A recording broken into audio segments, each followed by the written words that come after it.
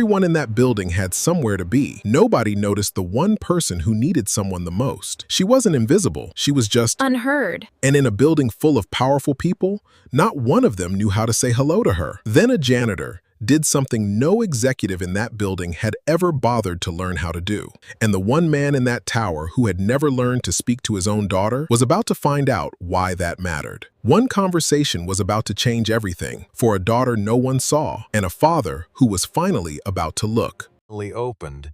Nobody in that building knew her name. Not the receptionist who smiled at her every morning. Not the executives who rode the elevator with her. Not even her own father's assistant, who had worked 3 floors above her for 2 years. Opened. To all of them, she was just the CEO's daughter. A quiet little girl who sat on a bench outside a glass office, hugging a stuffed rabbit, watching mouths move that she could never hear. And on the day everyone finally noticed her, opened, it wasn't a billionaire who reached her first. It was a janitor. If this story moves you, hit like right now and subscribe, because what happens next will stay with you long after the video ends. Opened. Marcus Bell had worked the night into morning shift at Whitwell for almost a year. He pushed the same cart down the hallway, emptied and said the same trash bins, and said good morning to people who rarely said it back. Opened. At 34, Marcus had already lived a life most people in that glass tower couldn't imagine. He raised his son, Isaiah, alone 6 years old, full of energy, the only piece of his late wife, Renee, opened, that Marcus had left in this world.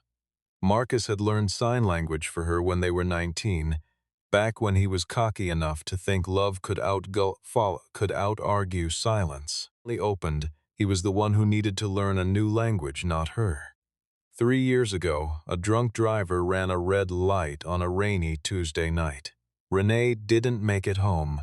Marcus kept the sign language. Opened, he kept it the way some people keep old letters.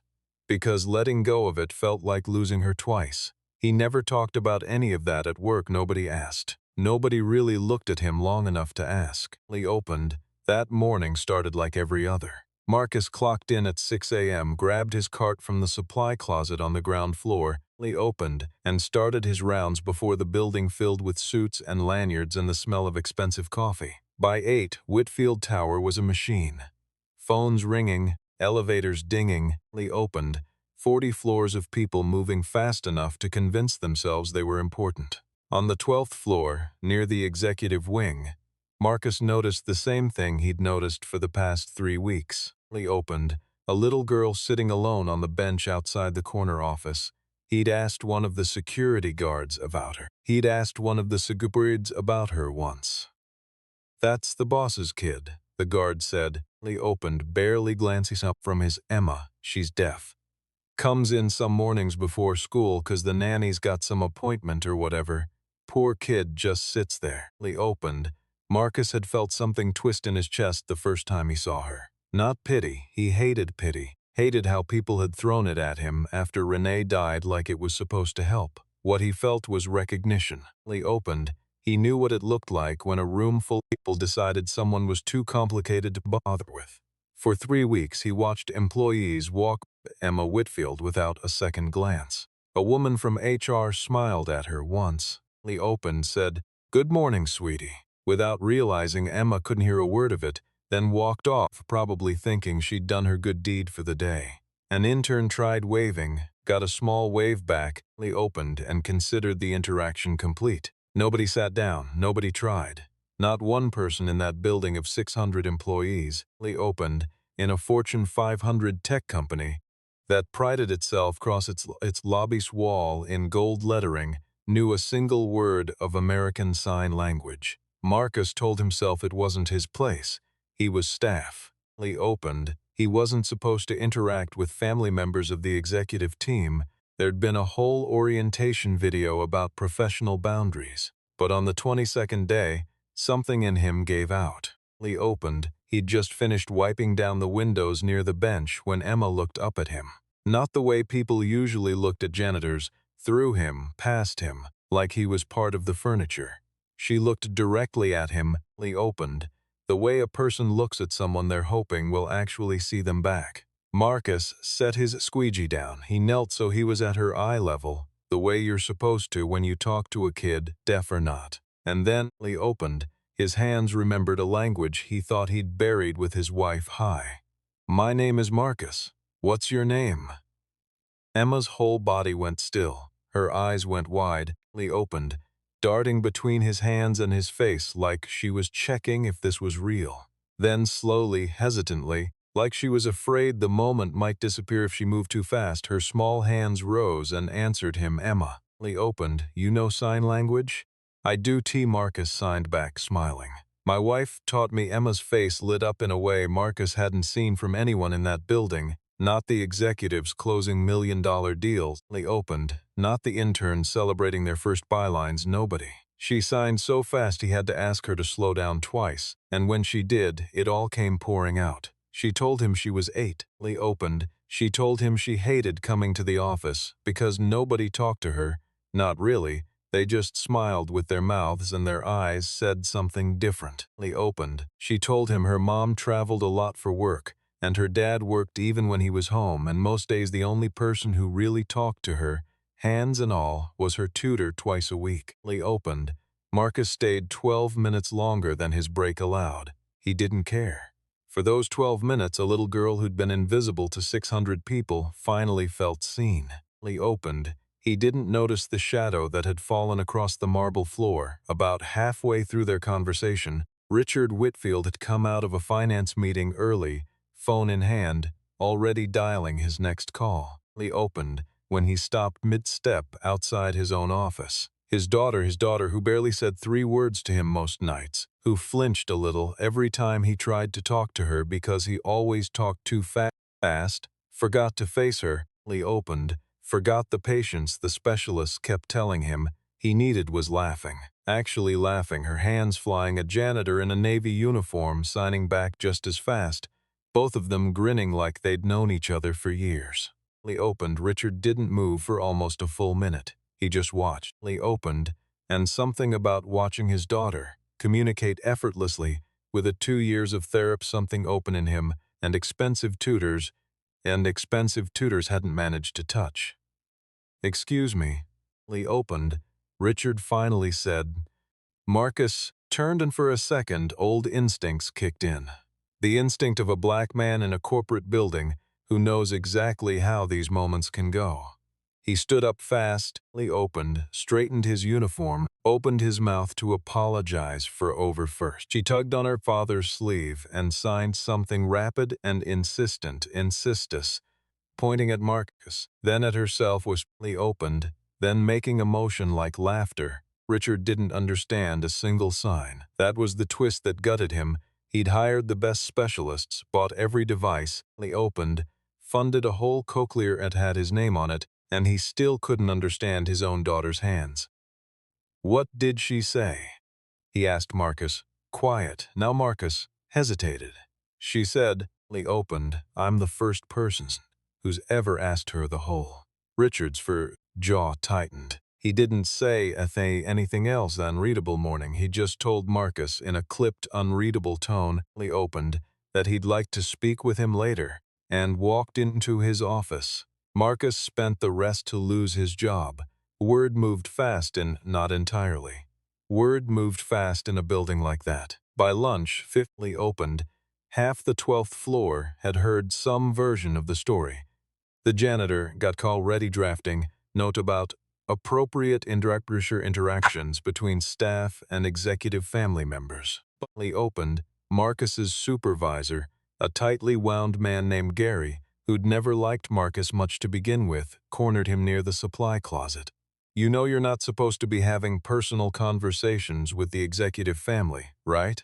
He opened. Gary said, I don't care what excuse you've got, Belle. Whitfield's calling his office at 5. If he wants you gone, you're gone. Contract cleaning staff don't get warnings. Marcus nodded, jaw tight, and went back to work. He opened. He thought about Isaiah, about the rent due in 9 days, about how this was supposed to be the stable job, the one with no surprises, the one that let him pick his son up from school on time. He opened. He thought about how quickly the world could decide a black man in a uniform was a threat instead of a father who'd just done something kind. At 5 o'clock, He knocked on the door of Richard Whitfield's office, expecting the worst. He opened. Richard was standing at the window when Marcus walked in, not behind his desk the way Marcus expected. He turned around, and for the first time, Lee opened. Marcus saw something in his employer's face that had nothing to do overwhelmed father. "Sit down, Mr. Bell," Richard's fathy, "and I want to answer.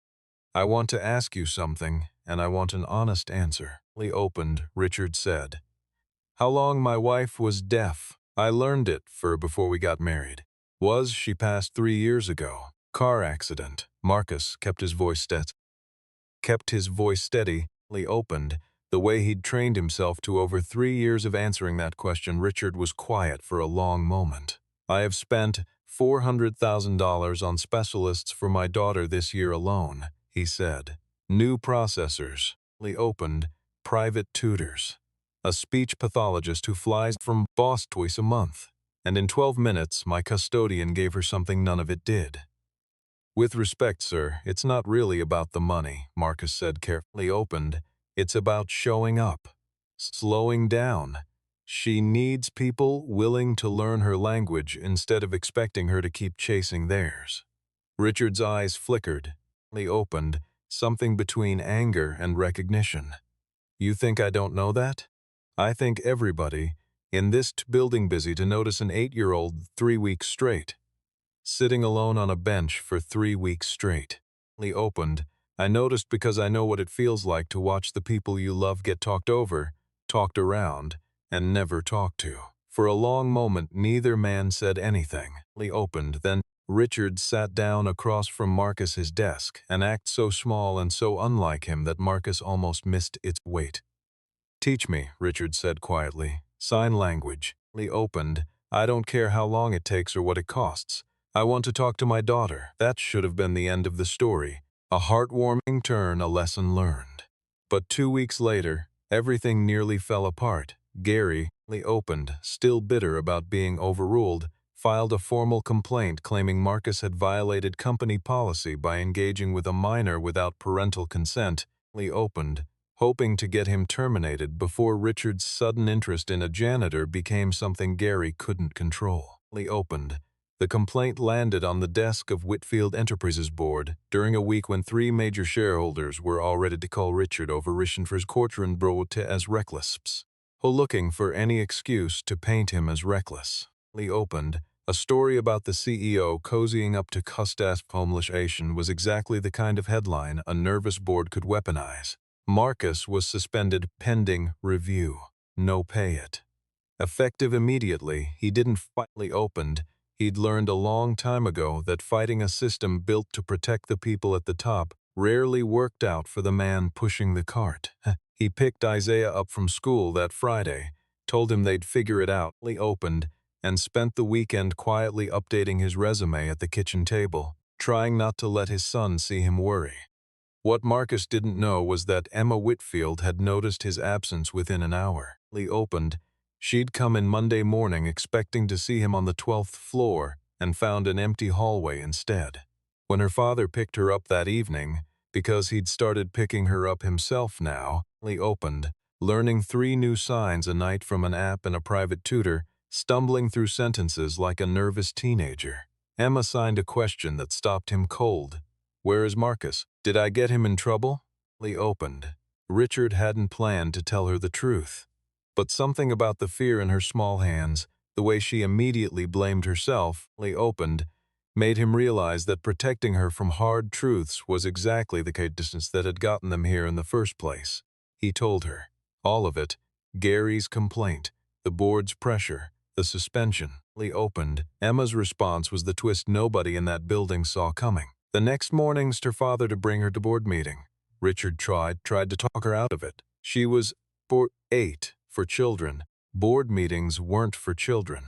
Lee opened, but Emma stood in the doorway of his office in her school uniform, arms crossed, an expression on her face that Richard was to indicate because it was his own mother's expression, passed down 2 generations. Lee opened, unmistakably a Whitfield for the hard things she signed slowly so he wouldn't miss a word.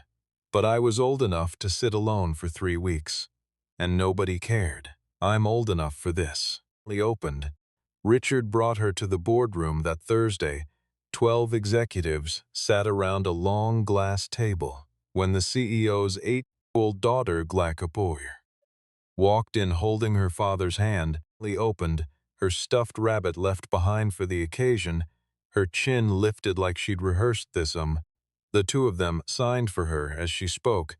The two of them, a clumsy, beautiful new team. Lee opened, father translating for daughter in front of the very people who'd tried to erase the man who taught them both. Emma told them, through her father's imperfect but earnest signing, about 3 weeks of silence. Lee opened, about smiles that meant nothing, about a janitor who was the only person who ever waited for her whole sentence. Lee opened, she told them Marcus hadn't done anything wrong. He'd done the only right thing anyone in that building had done in months. And she told them, if they fired him for that, she never wanted to come back to her father's office again. Lee opened because it would prove every scared, lonely feeling she'd ever had about that place was true.